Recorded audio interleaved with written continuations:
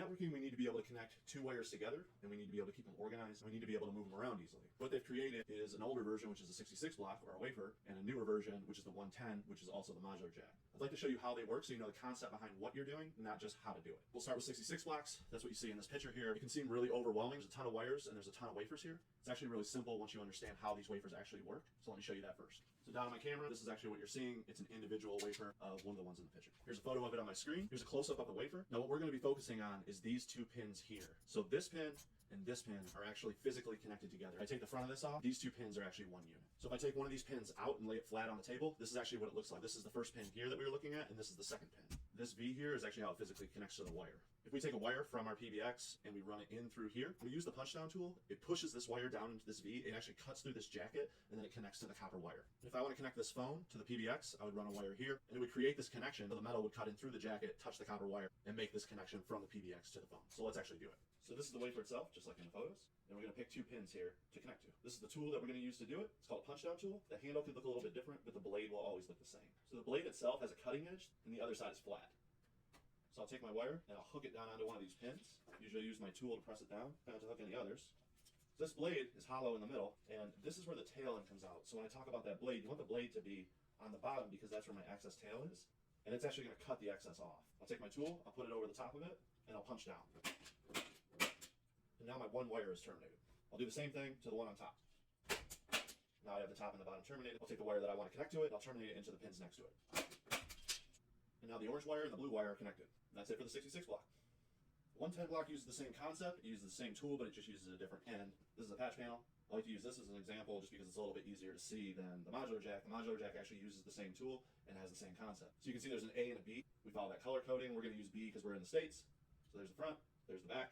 So same thing here. It's a little bit harder to see, but it's easier to show when I'm doing the demonstration. But this is your brown here, and then your blue is on this side. These pins here are what you're going to be punching into. The tool itself, we're going to flip the blade over. We're going to use the 110 blade. You can see the blades up there on the top left. So I'm going to set my wire in, and then if I have the blade facing the wrong way, now yes, it's terminated, but I had the blade facing the wrong way, so that's what ends up happening. So now that we have the blade facing the right way, I like to do them all at once, so I would actually place all of the wires in there, but I'll just show you these two.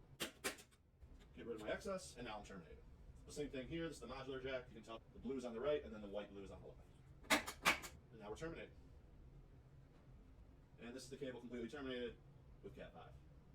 All right, back to the board really quick. I want to explain how the clips work between Cat 5 and Cat 6. This is probably the single most amazing picture of the side of an end that you will ever see, so you're welcome. What's actually happening is the cable is coming in through here, and then when we are crimping, we're creating this pressure on the clip, and it's pinching down these teeth, and they're actually cutting into the jacket. So this is why this is important. Here's the Mona Lisa of the top with it already terminated. The reason that I want to show you this, Cat 5 wires are thinner, so if you use a Cat 6 end with Cat 5 wire, what's going to happen is when you shove the cables in here, one of the teeth is going to grab here, but then this wire is going to slip over and it might miss it. Because the spaces in between that the actual wire is sliding into, they're wider in a Cat 6, so if you have a Cat 5 cable going in, you might miss it. So it's just going to create a lot of frustration and a lot of headache. So let's get back and I'll show you how to do it.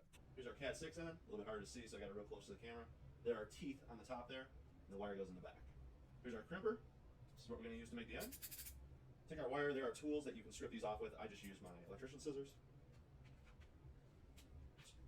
I'll organize my wires.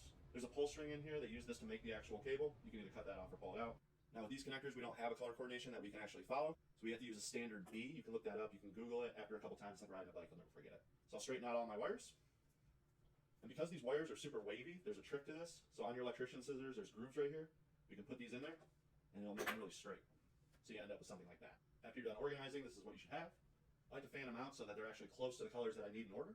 So we have white, orange, orange on the left. And then this is where it gets goofy. So you have your white, green, you have your solid blue, your white blue, your solid green, and then your white, brown, brown. And I like to tuck these real tight so that they're all sitting next to each other nicely in order.